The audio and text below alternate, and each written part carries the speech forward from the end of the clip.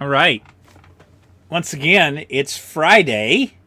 It's 4 o'clock where I am here in Texas. It's time to have a live chat. Today we're going to have a little workshop. If you weren't able to join us last week, you missed out on the framework, and I'm going to share that as a part of the workshop today. Very excited to be able to have this discussion with you. I'm going to share with you the details of the framework. If you happen to get a chance to look at the newsletter that launched yesterday, you got a really good understanding of the framework. But I'm going to talk about more than just the framework. And for those of you that show up, we'll have a workshop. Take questions. Have a conversation. So this is only my third live event. I'm still new at this, but I'm getting better at it, and I actually quite enjoy it. So for those of you watching, I really appreciate you showing up. And I'm going to go ahead and jump into the content and get things started. So I'm a big fan of tracking emerging technology. In fact, that's the course that I most enjoyed as a graduate student at the University of North Texas. I think it was probably 2001, oddly enough, that I took that course, and it really had an impact on me in many ways. I most enjoyed the content of that course, the discussions, and it was even a hybrid course. Both the master's students and the PhD students were in there, and we talked about a lot of really interesting topics. One of them was this concept. There was a book written, and I'm not going to remember the name off the top of my head right now, but it was called The Victorian Internet. It was about the telegraph. And we talked about the advent of these emerging technologies and how people react to them and how people understand the change that is occurring. And the Victorian Internet was a great and impressive book for me because it helped me understand that this thing that we know as the Internet is actually not really a new concept in terms of our ability to communicate as human beings. But also, when you contextualize current events and the way that things are happening, it can make a big difference. So I was just wandering around the internet a little bit, and I thought, I wonder what kind of reactions did we have to the internet back in the day. Now, I was not a regular reader of the newspaper in 1995, but this article by Clifford Stahl is really quite interesting. Now, apparently it's sort of earned some notoriety as like the worst prognostication around the internet. But here's the reality. When Clifford wrote this column, his whole idea was this thing is all hype and it's really not that great. It's not going to be the thing that you hope it's going to be. But here's the thing. Now, in 2023, we can look back at this article from 1995 and laugh. Now, kudos to anybody that steps out and takes a guess and tries to say what the future is going to be. But there's an inherent risk in doing that, and frankly, it's that you can be wrong. This morning, I woke up to a newsletter, and the fellow that wrote the newsletter had grabbed this quote from Paul Krugman, who recently this week had shared some information around how inflation is happening today, how that's going. Is it working? Is it controlled? I don't want to get into that discussion here, but this quote from Paul Krugman I think is pretty relevant. He said around the turn of this millennium that the growth of the internet would slow and the internet's impact on the economy will be no greater than the fax machines. Not only has that not been true, but the economy continues to be massively impacted by the internet in ways that no one could have possibly predicted. So I think that's an important data point for us as we are dealing with the changes that are happening. A noted example, Alan Turing was a big part of the group that helped to decipher the Enigma code. That's the picture in the slide. And the quote I placed here is, AI will never beat the Turing test, because Alan Turing had defined this essential question of when computers have reached a level of intelligence that's going to be significant. Well, it turns out that in the early days, no one thought that this was ever going to be possible. As late as March of 2022, there were people that were still saying AI has not passed the Turing test. And if you've seen any of the videos on my YouTube channel, I actually did a where are we with the Turing test? How did that go? How did that get to be a thing? Where are we with that? And the truth is, we're past it. Google beat the Turing test. Now, we can argue about the semantics of, did it really pass? How did it pass? Was it a good test? I've already covered that. But essentially, I think at this point, everyone understands that the Turing test has been passed, that we're well beyond that at this point. And in fact, we've gone farther than that, because Google created a system called AlphaGo, and now the reigning champion of Go is AlphaGo, because it beat the best players in the world. So the technology continues to improve. In fact, so much so that the world really is changing. And I mean this. I think AI is turning the world upside down in much the same way that the internet has done to our existing existence. Now, you could argue that it's not a big deal. You could argue that it's not going to change the world, as others have argued about the internet. I'm not willing to do that. Now, the thing is, some people think that it's going to all change tomorrow, and some people think it'll be a few decades. Earlier this week, I did the live reaction to Mo Gaudet's presentation to the Nordic Business Forum, and Mo has a great analogy that he uses to explain it. If there was an alien intelligence coming to the Earth, and you knew they were on their way, and that they were more intelligent than we were, it really wouldn't matter if it was 3 days or 10 years. You're going to have to do something, and that's how we should be thinking about the advent of artificial intelligence. Because the reality is, things that we said would not be possible are, in fact, now readily available. In fact, image generation, and Lexica is a great place to go if you want to search and see what people are sharing out on the great World Wide Web for images that they have generated with AI. This is such a standard thing now that we've even changed the rules. We've already had court rulings that have said you can't claim copyright on an AI-generated image because there's no person behind it.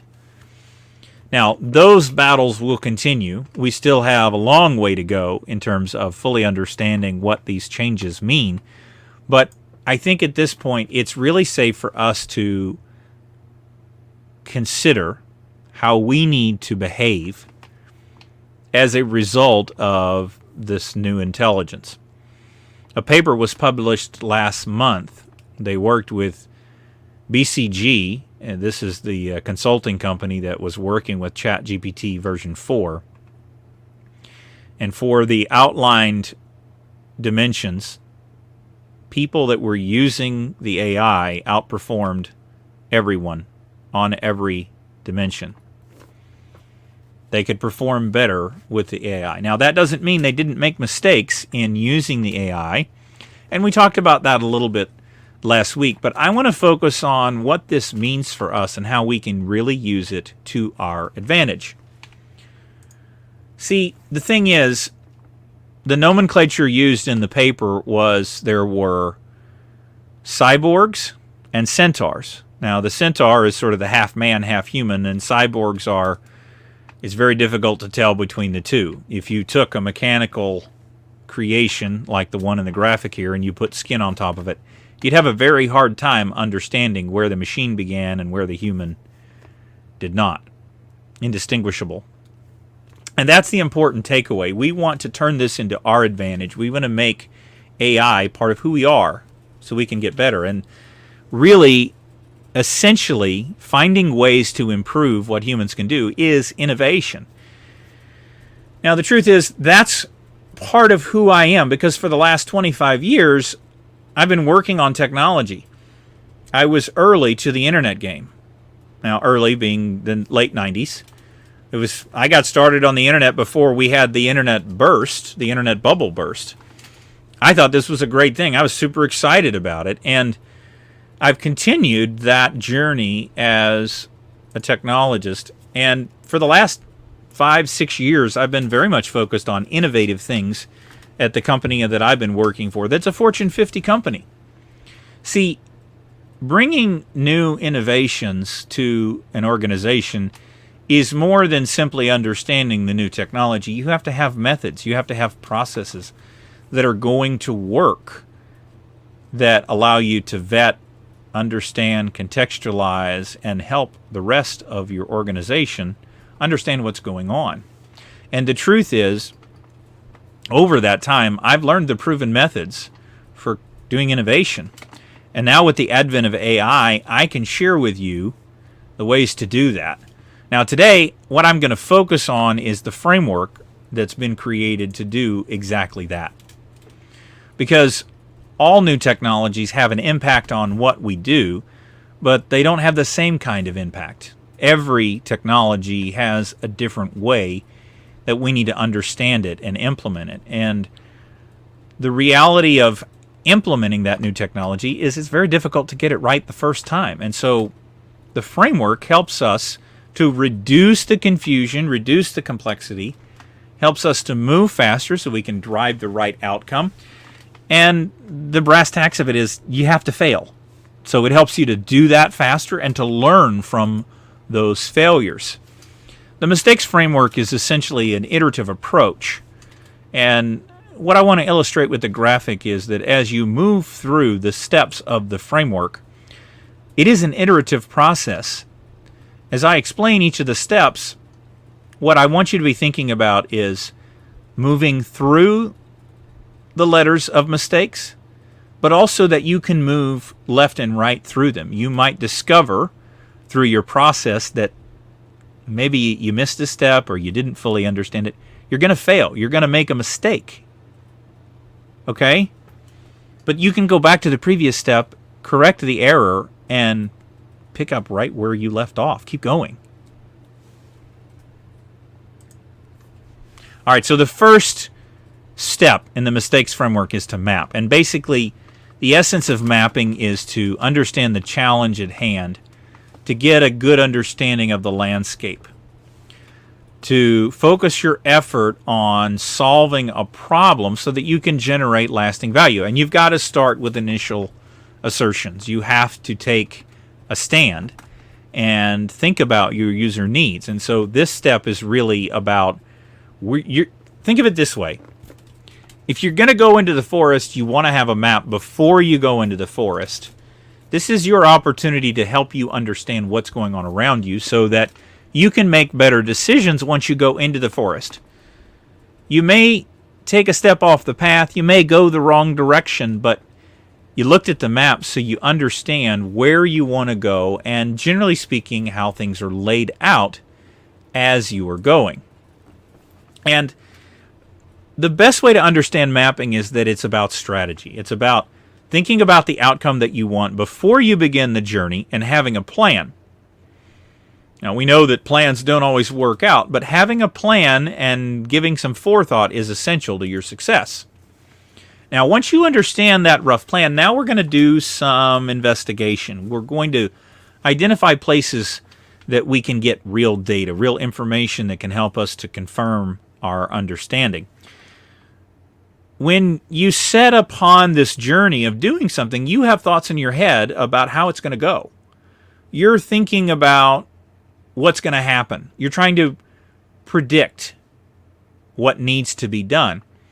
And you need to confirm that, or you need to deny that so you can change the plan. Anything that you can do that helps you to be more right in the action that you take is time saved on your innovation journey. See, The reality is, part of innovation isn't just doing the work of creating something. Part of the work of innovation is discovery. Some of the greatest innovations known to man were not discovered for the very first time when they picked up adoption. In fact, some ideas have been around for quite a long time before people really understand the implications, and we want to take advantage of that. Perhaps there's already been work done on the thing that you're trying to do, and you can take full advantage of not only that work, but also the research, the sentiment, the thought, the impression of those things, so that we can start creating value in a more rapid way with a lower investment of time. See, when you want to create value, that really can be boiled down to the essence of an idea. If you and I are talking about ideas, if I have a good idea, you'll probably express that to me. Now, that idea doesn't do anything on its own. You actually have to take some action, and that's where sketching comes in. Sketching is where you begin to put the pencil to the page. You're visualizing the interface, the function, the architecture. You're thinking about how this thing is going to work. And then you're trying to expand that vision so it's a deeper, more thorough understanding of what it is that you're trying to do. And as you are visualizing it, that then prepares you to begin discussing it in a more deep way with the person that might be using it. Because even if the person says to you, hey, I think that's a great idea, when they see it, that may not be their impression. And so the more deeply we can illustrate what it is that we're trying to do, the better the user can understand, yeah, this is a thing that I want. Or, oh, wow, yeah, when we talked about this, that wasn't what I was thinking. The only way to get there is to begin to sketch it out and help them to understand it. You got to see it before you build it. Now, you could absolutely build it, but the truth is, if you're great at implementing things, like let's say you are the greatest programmer the world has ever known, if you fully realize that idea but it doesn't solve their problem, you've spent an awful lot of time doing fantastic execution on something that doesn't create the value that you want to create. So how do we use that? Well, we test it. See, you don't have to test a fully developed product. You can develop a prototype and test a prototype and iterate accordingly. In fact, iteration is something that you have to include in the process. You might get to the test phase of the sketch and find out that the idea you had was completely wrong. Now, some of you are watching me on YouTube, and what you may not know is that YouTube started as a dating site. That's right, a dating site. YouTube has the name it has because the idea was you were going to put up a video about you, and people were going to watch it and go, hey, yeah, I'd like to date that person. As you might have already realized, that idea didn't pan out. YouTube became something completely different. But the people behind YouTube understood that, well, maybe the idea we had wasn't right, and gee, if people are watching videos and they're enjoying that, maybe that's where the value is created. So they did something different because they were testing. They were continuously testing. They were taking measurements, and they actually understood when a video was published how many people had watched the video. That allowed them to pivot and take things in a totally different direction to ultimately be successful. And this is why you have to be able to move in and out of the letters of the framework, because you may adapt to a change, and that takes you all the way back to the investigation or to the sketch or to the test. The reality is you can move back laterally through the process to identify where you make the change and then bring it back. Every time you make a change, you work through the steps. And if you discover that there is no need to adapt, then you can simply move on to the next phase. But you can do things successfully through iterating. And they don't have to take a lot of time. These steps can be executed really quite rapidly, and with the advent of AI, now it's possible to do this at a much more rapid pace without needing quite as much resource to do so. Because we want to create value, right? We're trying to get to maximizing our investment of time and the value that's derived from that investment of time, because that's how positive economic exchange is generated. Speaking about economic exchange, ultimately you're trying to develop something that is going to enable an economic transaction of some kind. Maybe you are employed and you work at a big company, and you can bring success to your company by identifying and understanding innovation processes more deeply. Maybe you're trying to start a company and you actually want to release a product, and if you have been in the startup scene for any period of time, you might have come across a company called Kickstarter, which allows people to start a project, share that on the internet, and fund it with the crowd by sharing about the idea and getting started.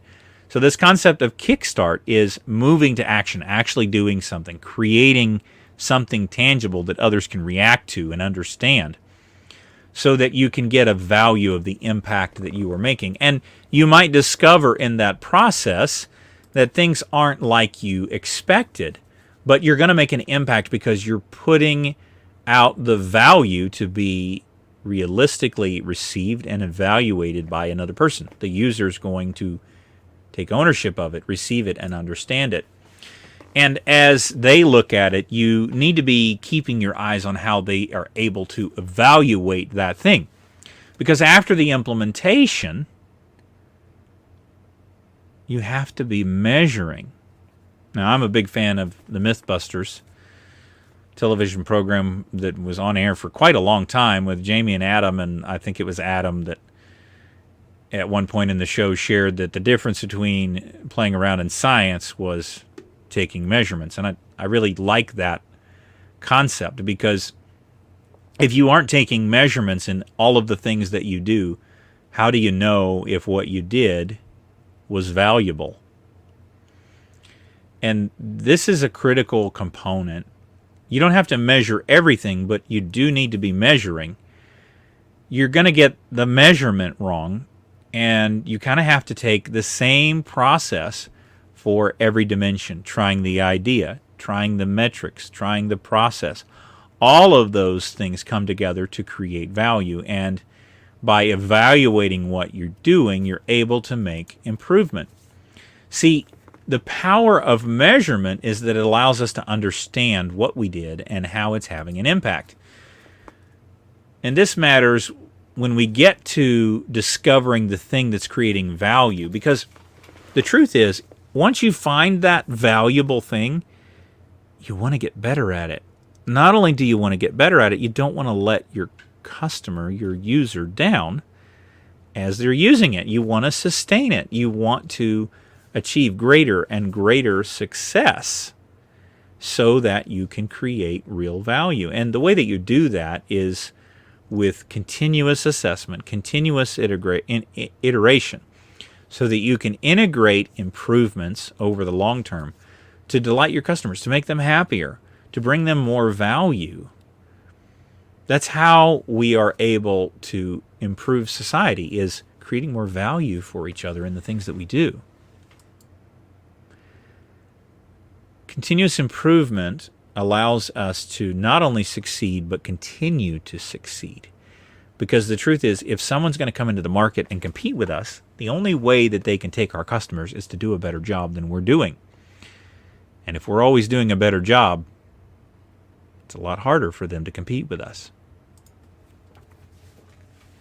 Now, we've talked a little bit about the mistakes framework, and we've talked about innovation, but I also want to highlight where mistakes are part of the innovation journey. Because having created this framework, I want you to understand and really value the behind the scenes. So I want to tell you a story. Sir Alexander Fleming was a bacteriologist. That's what they were called in those days. And it turns out that penicillin was discovered completely by accident. See, he noticed the mold growing in the culture, okay?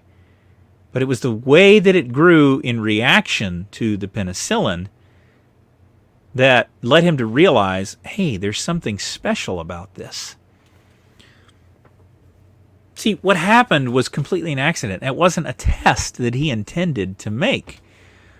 But because he was taking measurements, because he was paying attention to what he was doing, he was able to discover penicillin. And that led to science that was quite literally life-altering for thousands upon thousands of people.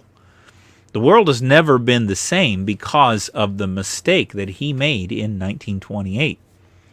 So what I want to impress upon you is not just the fact that mistakes as a framework helps you to cycle through in the best possible way the mechanics of an innovation process, an innovation pipeline, but also I want you to change the way that you think about mistakes. We can use mistakes as an opportunity to improve and get better, to learn and grow. And that's really what AI mistakes is about.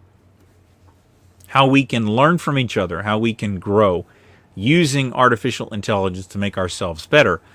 And so what I want you to understand is that using the framework, you have an opportunity to, in a very comprehensive way, think about the innovation journey. You can connect data to make better decisions. You've got an iterative process, so you're constantly improving.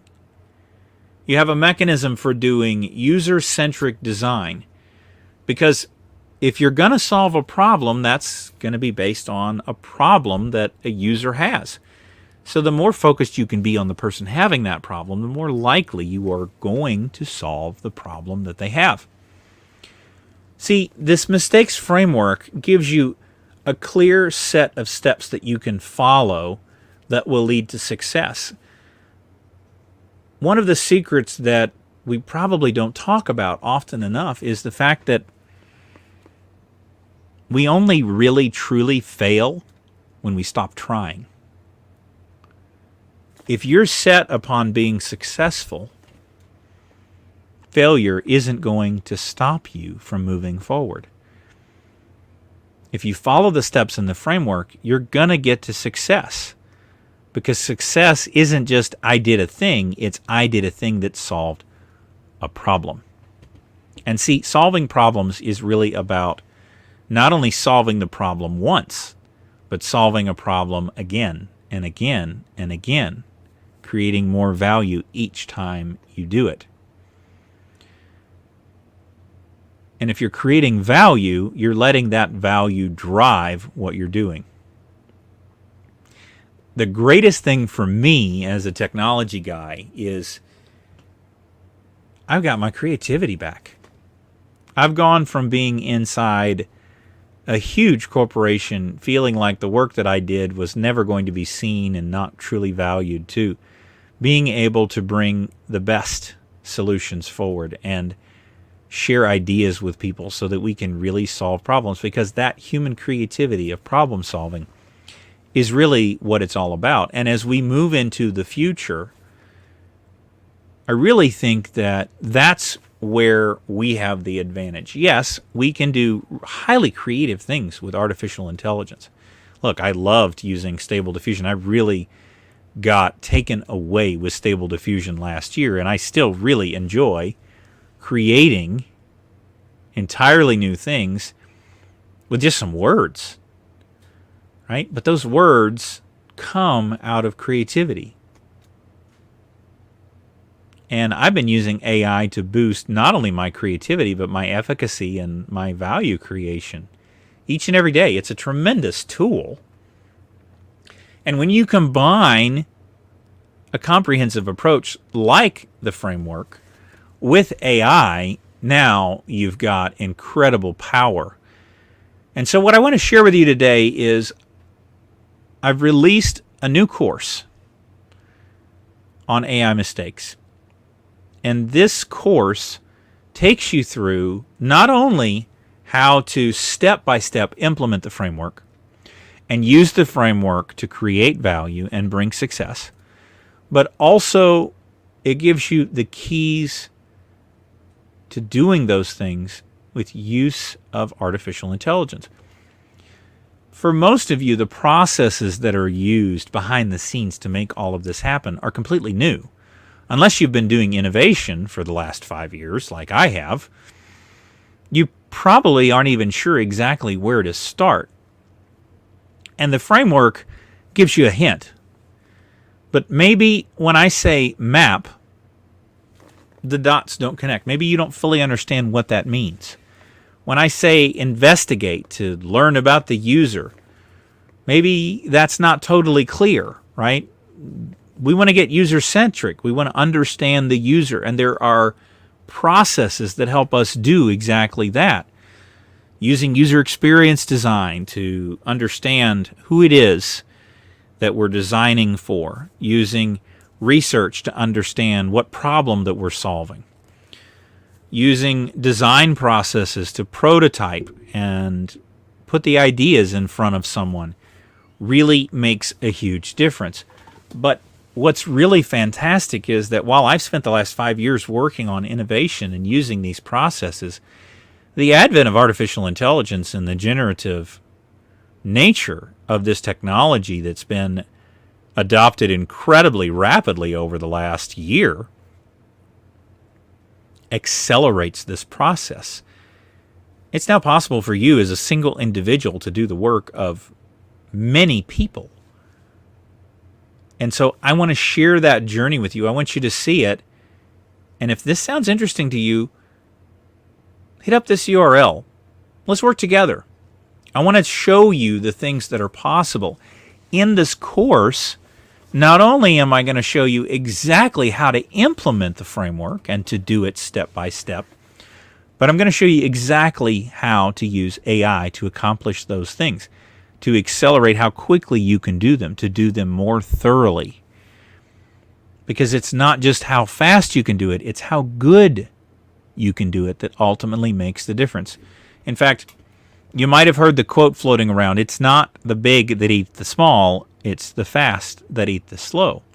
And so speed is incredibly valuable, and AI can help us go faster, create value more rapidly, solve problems more concretely in a shorter period of time.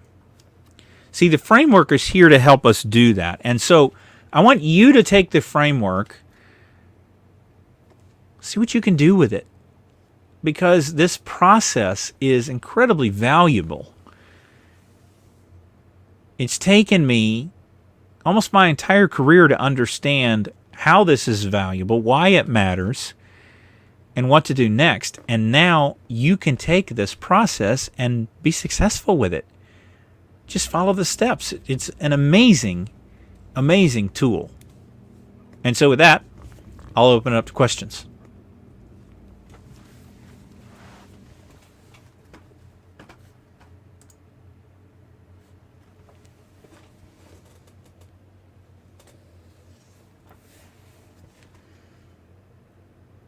Okay, so the first question I have from the group today, why are you doing this? Well, I'll tell you, I really feel like it's a calling for me. I had the idea for AI mistakes and the mistakes framework all the way back in March of this year, and I just couldn't put it down. I kept working on it. It kept getting my attention. When I started officially in the innovation gig, it was not something that I can tell you that I thought I was super great at. I had the opportunity to bring lots of wonderful new technology into the enterprise in a role that was helping the organization succeed with the use of computers. Part of my job was using all of the big servers to solve complex problems and process orders, communicate with customers. All of those things that businesses have to do these days are basically built on computers and computer processes. And so if you can find a way to improve those processes that makes the company that helps the company improve the return on investment, or is more efficient, or is simply a better process, then that's a thing that you should do. Well, as I was bringing on new processes, new capabilities that really unlocked new value for the company, I began to understand what innovation meant. And I had an opportunity to go and do innovation work full time, because this is something that I wanted to get better at. See, the truth is, as an infrastructure guy, one of the critical challenges that you have is that nobody wants you to touch their stuff. It's very hard to change things, because, as the saying goes, if it ain't broke, don't fix it, right? I knew there had to be a better way, and I knew that innovation was one of the ways that that could happen. So moving strictly into the innovation space allowed me to accelerate how I understood bringing on new technology. And I'll be the first to tell you that many of the technologies that I worked on as an innovation specialist didn't go well. But see, that's the value. If it doesn't work, you don't do it. When I went to college to learn how to do information technology, we learned about the systems development life cycle. And I remember vividly that that cycle looked like a waterfall. You'd go from one step to another, to another, to another, to another, until you finally finished the program. And I learned as a graduate student, right around 2008, that the average information technology program changed by 3% every year. That means if you had a 5-year program, it was 15% different by the time you finished. And while that seems like a small number, that means that 15% of the work that you did was waste, because it took you so long to do it.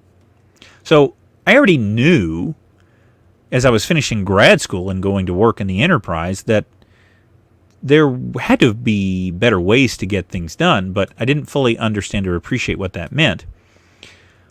Having worked in innovation, you move a lot faster. You identify what's not adding value, and you have to move on to the next thing, or you have to try another way to do the thing that you understand is going to create value.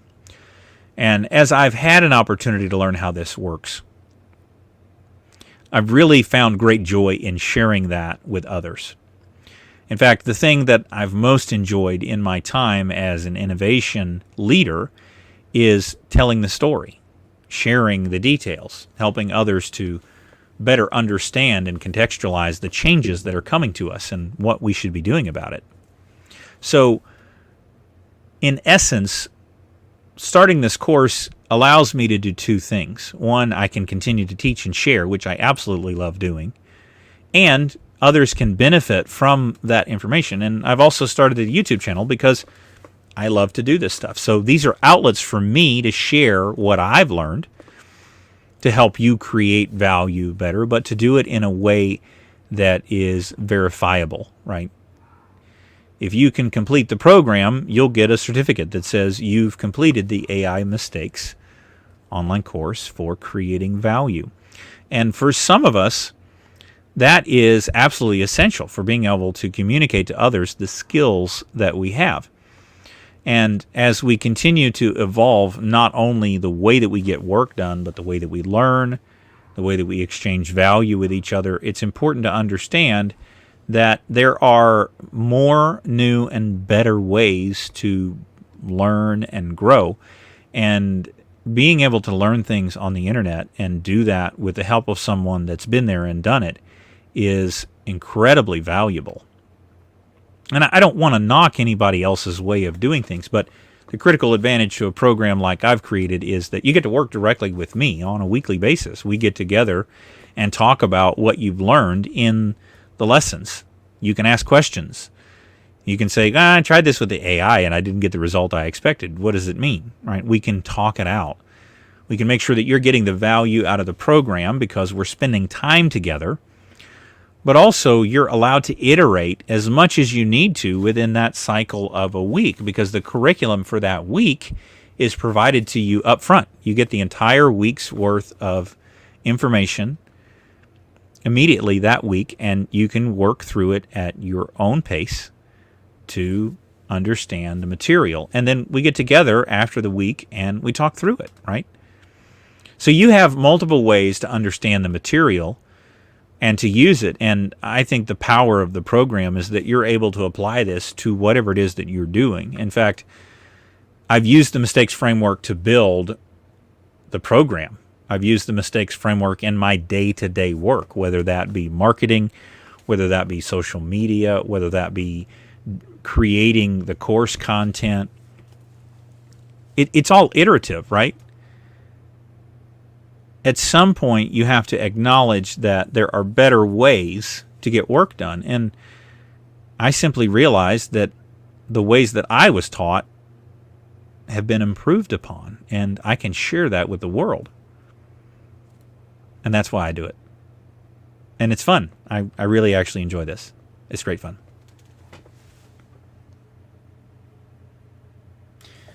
Does anybody else have any questions? I really do want this to be workshop time. So if you have a question, send it over. I think, the value here is that we can talk about what you care about. I think, some people, if you're like me, you have projects that you've started and never finished. And every time I start a project and I don't finish it, I ultimately ask, well, why did you start it if you weren't going to finish it? And the truth is, the priorities change, right? The value that you need when you start the program might be different. But also, there's always something that I want to start. And creating the framework has been really valuable because it's helped me to calibrate and understand, well, if you're going to do this, where do you want to go? It's not just a matter of playing around. See, time is a valuable resource, and there's lots of ways that you can spend your time. And if you're going to spend the time building something, do it in a way that's valuable, right? You can do things to learn, but in order to learn, you also have to consider what you're trying to do. If you're just learning a new skill, like I like to play with the microelectronics, Raspberry Pi and Arduino. There's all of the advent of change with the ARM processors. They're very powerful, can do really amazing things in a very small format. I mean, I really enjoy working with these things. I've got several chips around me here just as I'm talking. But what are you trying to achieve, right? I mean, you can do really amazing things with gadgets. But what's the goal? Like, what problem are you trying to solve? It's important to understand that even if you're just learning, because how are you going to know if you succeeded if you haven't thought about it a little bit before you start? And that seems like common sense, because it is. But sometimes we don't do the steps that are needed. The other big thing that I want to share with you is how incredibly vital mindset is to going into these things. It really is a fundamental requirement of innovation that you think about how you approach problems and how you react to failure. See, the real value of using mistakes as the basis for the framework is to communicate not only, hey, here's a vetted process, but it's the understanding that you're not going to get it right, and that you shouldn't feel like an imposter when you're trying to solve the problem. You make a mistake. Okay, so what? What did you learn? How can you incorporate that into what you're doing for the next time? So the mistakes framework is more than just a simple set of processes. It's an entire way for you to change the way that you think and improve the way that you act so you can go faster. Because the reality is, if you're in the wrong mindset, you're not going to take the steps. You're going to create a block for yourself. Now, some of you out there may be a lot like I was. See, honestly, the truth is, as an infrastructure guy, mistakes were the enemy, right? I mean, you're developing the things that applications that cannot ever stop working are running on. And you don't build a system that isn't fault tolerant, that intercepts problems or prevents them. You have to build a highly fault tolerant, highly available, reliable environment in order for that software to run successfully. Now, a lot of that has changed in my time as an infrastructure professional, and that's also part of what drove me to innovation. But at its core, there was not the level of experimentation that I really wanted to do as an infrastructure person, because there just wasn't a lot of room for experimentation in that space. It was difficult to try something and have it fail, because people would get mad when infrastructure would fail. So as soon as I understood that, I started looking for ways that I could make failure a more acceptable thing. In fact, one of the practices that I really enjoy the most is when people talk about failure and the things that have gone wrong, because when you share those failures with others, they can learn from it. And the mistakes framework is an extrapolation of that, right? It's all of the ways that I didn't do it the right way. I'll give you a prime example. One of the challenges I had in innovation very early on was I was handed a program to build. I was actually building out an entire capability that revolved around managing the innovation process, and we built it out in Salesforce. And I got to learn about the Salesforce platform. We had a developer that was putting the work together, so we were able to draw out the vision and execute it. And we'd done all this work. We spent about 6 months building the capability. And when we started to share it with the people that we were building it for, they decided to go a different direction. Now, the direction that they chose wasn't a wrong direction. In fact, there wasn't anything that we'd done fundamentally wrong about building it. Now, we could have done things a little bit differently and solved exactly their problem. I think the program would have ended regardless, because there was a totally different process that they wanted to use, and it was not compatible with what we had built. And so ultimately, that program ended. And in my view, we didn't end it soon enough. In fact, we waited too long to pull the plug on it. See, it's not just understanding if what you're doing is the right thing. It's also, do I need to do something else? Because there's an opportunity cost there, right? You can continue working on something. And look, we fall victim to the sunk cost fallacy. Well, I spent all of this time on this thing. I can't quit now. And that's not always the case, especially as it goes for technology. In fact, I've been very proud of the technology work that I've done. And really from the very beginning of my career, if you build a website and it lasts more than 3 years, you must have done a pretty great job. It didn't get redesigned. It didn't get re-architected. It means that what you built was sustainable. It means that it was delivering value and that people liked it and were finding it useful. So, I still have code that's out running in production today that's, some of it's 10 years old. And I'm very proud that I was able to build something that was that reliable. But honestly, that's not how things work most often today. Things change constantly. And the world is always moving, and we need to be able to adapt to those changes that are happening. And that's why I started with how the world is changing, right? It's this acknowledgement that where we are with artificial intelligence today is really creating a call to action. See, the artificial intelligence is coming, whether you and I are going to use it or not. It's happening, with or without us. So if the choice is with or without, and there are advantages to be had in doing it with, I want to be the person that raises my hand and says, yeah, let's do this, right? Let's make it better.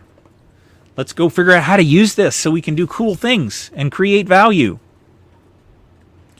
So I think when it comes down to it, as we come to the end of the conversation here, drop your questions in if you have any. I've covered the questions that were posted. As we come to the end of our time, what I really want to impress upon you is that it may be time for you to take action.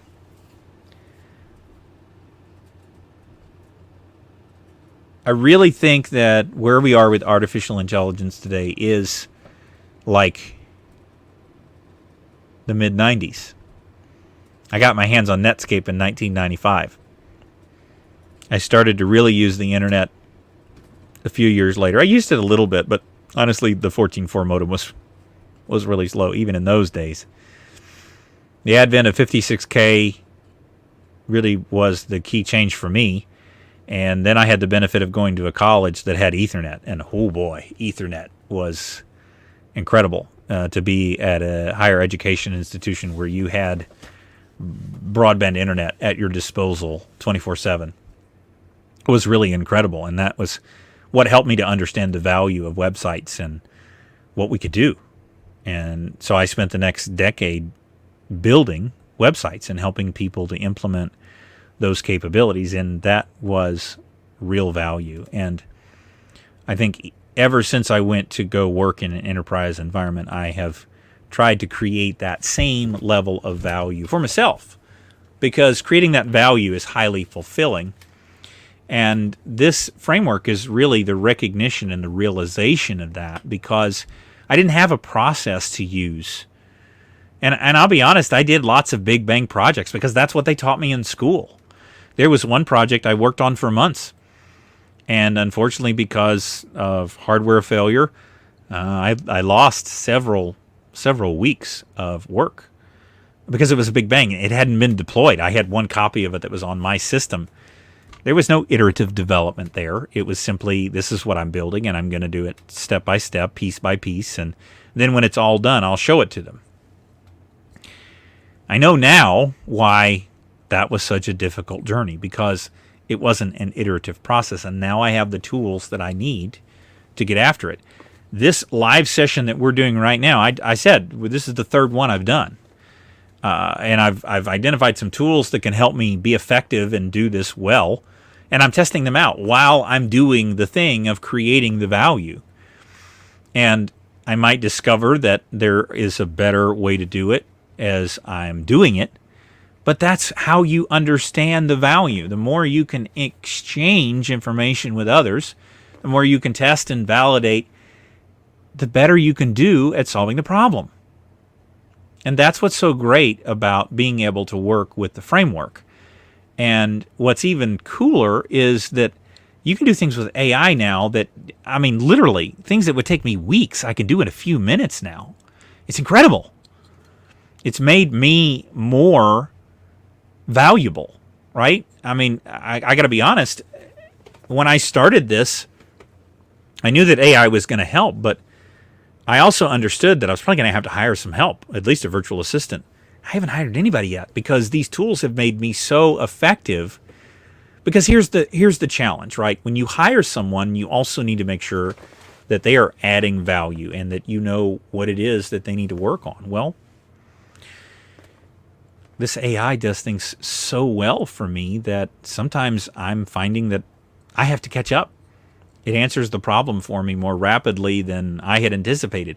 And it continues to get better. Just this last week, I got a hold of DALL-E 3 in ChatGPT, and I was able to create images for my course that included text. You know, these are things that I used to have to output an image, put it in Photoshop, or import it into Illustrator and combine it to create the imagery that I needed. A lot of those steps I can skip now, and I can do it all myself in a few minutes. It's absolutely incredible, and I want you to have that power too. But see, the challenge, and I've experienced this, is when you discover the AI, it's really fun to play with. I mean, I've spent literal hours playing with artificial intelligence and understanding what it can do, because that's part of the job, is understanding what it can do. But I want to help it create value for you. And the way that we do that is by understanding what is the mission, what is the goal, how do we create value? And that's why we follow the framework. We use AI with the framework so that we never lose sight of the goal. We're always working toward the thing that's going to create value. And then we plug the AI into it. See, the real work of innovation isn't just playing with things. It's understanding how to use them to create value, because at the end of the day, that's what we're here to do. And that's what I want to do for you. So if these are interesting things to you, if you're not sure the course is for you, hey, that's totally cool. I get it. But we can also get together. I have the opportunity of creating meetings. We can get a one-on-one session together. We can get together and talk through what is it that you're trying to do. I want to understand what your goals are, to understand if my course can be helpful to you. And we could also explore many other opportunities by meeting with each other. So if you are interested in meeting with me, drop into the website, ai-mistakes.com. There's a couple of buttons on the homepage there that you can sign up for the course, or you can get a session with me. Let's get together. Let's talk through what it is that you'd like to do. Let's understand if that's going to add value for you. My course isn't going to be for everybody, and I totally understand that. And look, I want to help. That's the goal. And that may not be the course for you. That may be through the YouTube channel or the newsletter or these workshops. Whatever it is, let's find a way to work together. Because I'm having fun doing this, and I want to keep doing it. I want to create value for you, with you. So let me hear from you. Grab some time on my calendar. Let's get together. Let's talk it through. Let's create some value. And with that, we'll close out for the hour. Really, it's been wonderful doing this. I think I'll continue to do some sort of a regularly occurring live meeting. And let me hear from you. If there's something I didn't talk about today that you're like, what's that about? Maybe that's an opportunity for me to create some content. Maybe I can answer your questions and create value for other people in the journey. If you think of something as you're watching this, shoot me a note. Drop a comment. This video has been placed on Facebook and YouTube and LinkedIn. Any of those ways, I will see the message and I can react to it. Let's talk. I'd love to create value. Have a great weekend. It was great. We'll see you next time.